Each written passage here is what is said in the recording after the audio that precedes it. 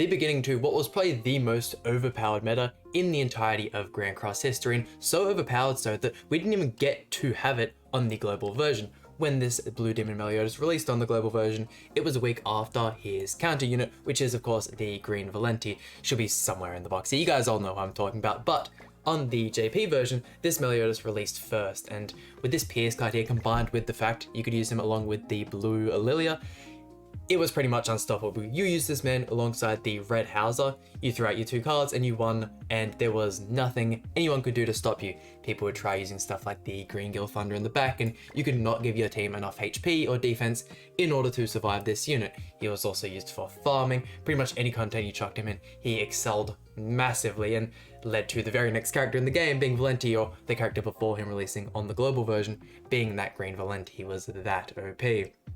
When having a look at his cards, his first card here, of course, is the infamous inflicts pierce damage equal to 250% of attack on all enemies. His second card inflicts corrosion damage equal to 20% of max HP on all enemies for 3 turns, which also ties into his ultimate here, inflicts weak point damage equal to 578% of attack on 1 enemy, and the extra one here. Haven't had combined attacks easily over 2 years now. It's really cool to see these kind of attacks, but if you were to give one of the newer release characters that extra 1000 CC, they would be beyond broken. Kind of just helps these old characters keep up. And then having a look at the passive, when the hero becomes immune to attack disable effects, the hero becomes immune to attack disable effects when the hero's ultimate move gauge has 4 orbs or less. Having a look at his gear here, we are rocking the attack crit set. This melee would be just that bit better on the Pierce rolls, but there's no point making an extra set just for the Pierce gear. And then cosmetics, he's been given a crazy amount of cosmetics in his time, but when it comes to the team, obviously FESTAROSSA making pretty much every demon insanely OP, or at least viable to some sense. Again, we are going to be using the FESTAROSSA, and I've been having a whole bunch of fun with the Sigurd. Definitely one of the best partners for this FESTAROSSA, but this is the team we're using today, and let's dive in. And I am keen to see what this Meliodas can do without any Pierce support. Obviously, we do have other support characters alongside him, but not having that Lilia is going to be a super weird pick. What do we want to go for here? I'm thinking something along these lines, and maybe chucking out one of these into Arthur, just so we can get those cards rolling, get those darkness effects out, whilst none of the blaze effects are out from the Kyo, giving all that damage reduction, all that kind of stuff.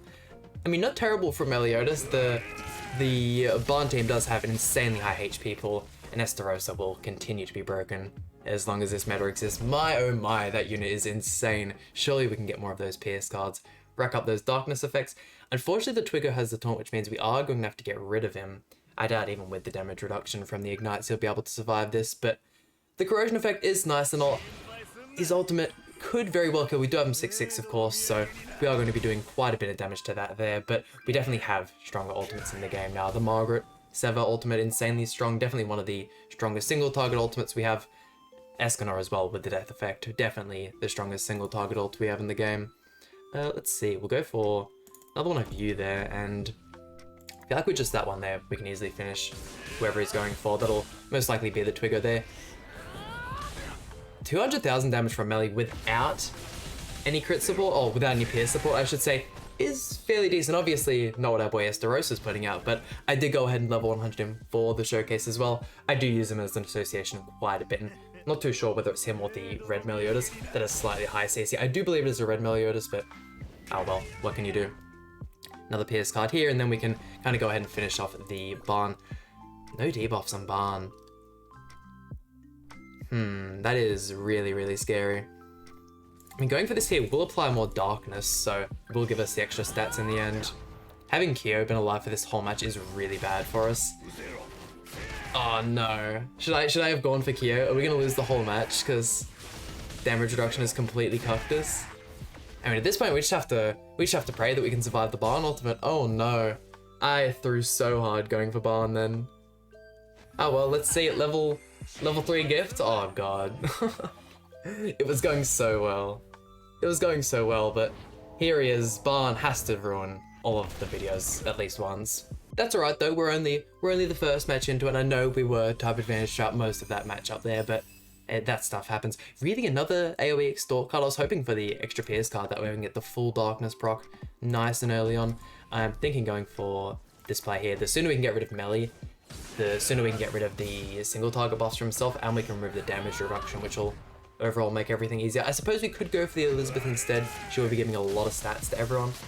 And we'll get the full heal later on, but I don't know, Meliodas can always be real difficult to deal with.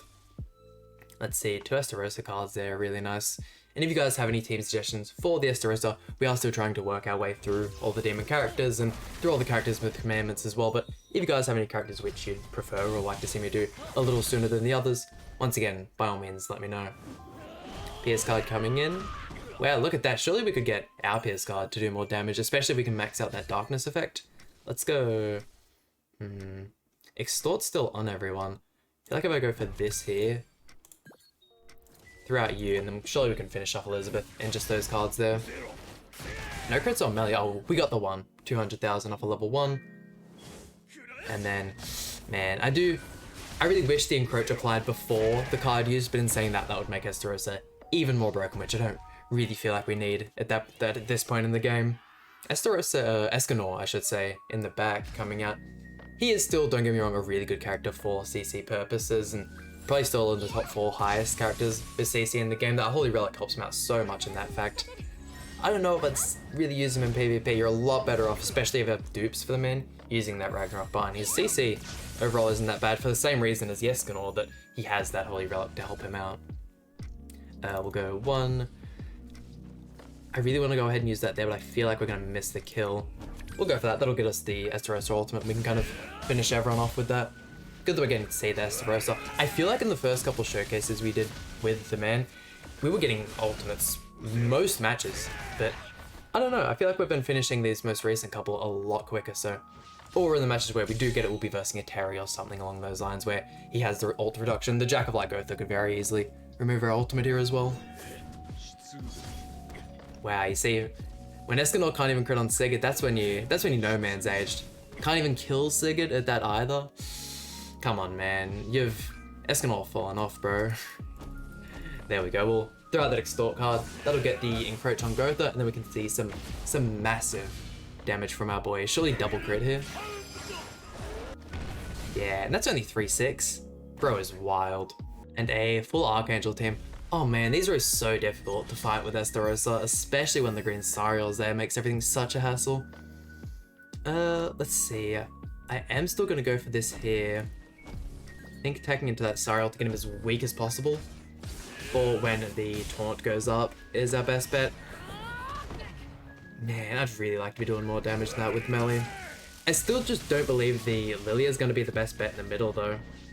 The amount of CC you lose with her, combined with the fact that the Sigurd can also proc the parts of the FESTAROSSA passive, whereas if we're only using the Blue Demon melee cards to proc that other than himself, one of his cards is a debuff card anyways, so going to be really hard to get Darkness procs without it. I suppose you could probably go ahead and use Demon Hendrickson as well, but then again, CC is too low. I just feel like Sigurd's a good bet here. We can get the buffs if we get the debuffs out in the team. Do we risk it for the biscuit? I think we just throw that one out there. That'll get the encroach, and then FESTAROSSA's surely going to kill, and then we can start throwing these into Elizabeth instead. Hey, good amount of debuff cards from our melee. We might be able to get an ultimate of his. Show that off to finish off this match. But once that encroach debuff is out, there is nothing you can do to stop Esther. Good to see that he's super good in the Barrager raid as well. I've been really enjoying him, using him in pretty much every form of content you can, which is pretty much everything. He can be used in all 3 of the Demonic Beast battles. Skull and Hardy to a certain extent, you can finish the first floor with him. I don't think anyone has beaten the second at this point. Once again, Skull and Hardy is so card RNG based, and not even that, just the boss effects and the freezes in general. I don't really mess with it. I haven't beaten the second floor as of yet, not because I can't physically beat it. I definitely could get it done. I just don't enjoy the content. It'd take me too long. I'd rather grind stuff where I know I can get rewards instead of just getting super unlucky doing that for a couple hours and having nothing to show for it. Let's see. We go 1. Not too sure what I want to go here. Ah well, we'll just go full send on Esther. We'll get the ultimate anyways. Tell me how his ult reduction, which is kind of annoying. I'm hoping he just doesn't pull any cards for him. Yeah, look at that. There's the encroach. Easy money. Almost 400,000, wow. You know what will never stop amazing me? I am still really thinking of building him a HP defense set. Not only so I can have both the sets, but Man, surely if we use him on a full AoE team, we can get that many darkness effects that his stats are going to be so insanely inflated that he'll just one-tap regardless. Look at that, a Blue Demon melee tanking as well. Cannot stop the man. Yeah, unfortunately we're probably gonna have to kill with the boy Esther. Actually, hold on, if you can get enough health back with that Pierce card, I'd really like to believe that... Oh, we might be shy of killing Elizabeth here. I was thinking too heavily about getting the Meliodas ult off instead. Please kill Esther. Here I am throwing again, trying to show off Blue Demon melee. Oh god. I mean, we could very well survive the Elizabeth ult. It's not a strong ultimate by any means. He's still getting the Est ultimate. Big brain makes him want to remove the Est ultimate, but no way Melee survives this, bro. Oh, no way anyone survives it, damn. I should have just gone for the kill. That was me being greedy. Moral of the story is I need to stop relying on this melee to be getting mad value. Another Archangel team without the bloody alien this one, and finally our beloved triple AoE hand giving us the extra Pierce card. Let's go for this here and then we can check out everyone's stats in the next turn. Should be getting some decent damage from melee. Unfortunately the stats are going to be pretty good because it's the full Archangel team, but I mean, hey, I'm still happy with that, especially for no Pierce support. Oh, another melee card. We are actually cooking in this one here. We can get the encroach on everyone and start going ham with Esther. You see, this is a good start. Although they will remove all of the debuffs with Margaret, that's common sense at this point. We are still doing really good. I wish I could inspect our stats halfway through the turn. That way we could get this darkness card off, or this Pierce card, get those darkness effects, get the encroach, and then inspect the stats. But hey, I'm sure everyone will still be looking decent. Might actually not use the melee card since he has the block there. What are his stats looking like though?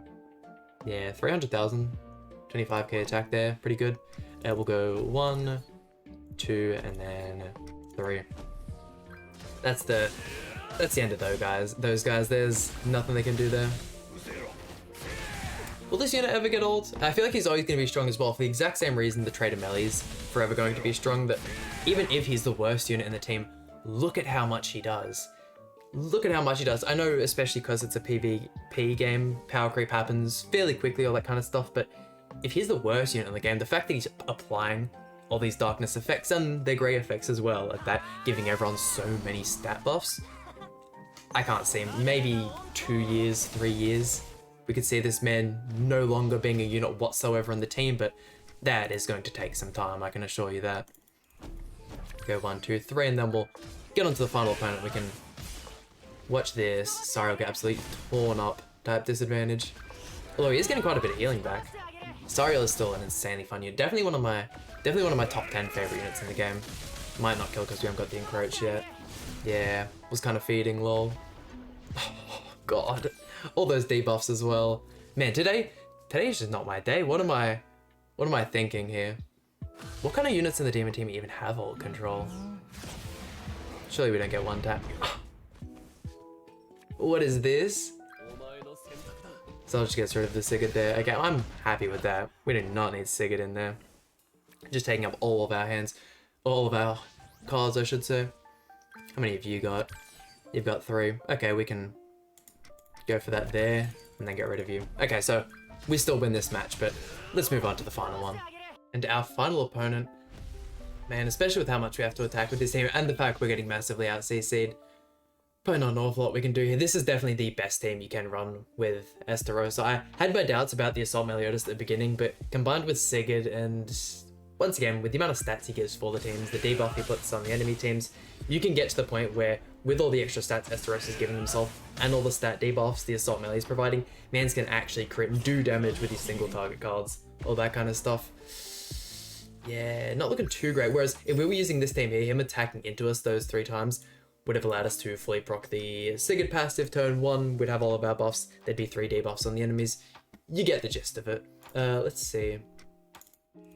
We're pretty much forced to attack into him and lose here, but I mean, as long as we're seeing an FESTAROSSA team pop off in the video, that's the main thing, right? Merely doing some reasonably okay damage. I cannot wait for these demon characters, or more of these demon characters, to start getting their holy relics, because it only takes one good holy relic and the red Demon Meliodas, blue Demon Meliodas, or even the green one could be insanely powerful. I could definitely see the green Meliodas being a little bit stronger than the other two. It is unfortunate that his Infect card only gets the Infect effect at the level 2 and 3, not level 1, which it's power creep. That kind of stuff happens. Ouch, ouch, ouch, ouch. Still really wish we could see the damage numbers of the opponents, but that's alright. Let's wrap up the video. And there we go. What a fall from grace this character has had in the, what, 2 years maybe that he has been out. Once again, power creep is a very rapid thing in Grand Cross. Look at units even a year ago, how much they've fallen, and the absolute pinnacle of craziness Escanor was, and now I'd barely even say he's viable in PvP. He is still by far one of the best PvE units in the game, but it's crazy just how varied units can be in that kind of stuff. And in all honesty, 80% of your box ends up being useless because they just get overshadowed by some of these more valuable characters that are made for any specific event. Once the event's gone, you know, they're kind of just sitting there, all those materials wasted. But anyways, that just about does it for today's video. Hope you guys enjoyed. Please hit the like button, subscribe. Really means a lot to me, and I'll see you guys for some more Grand Cross content.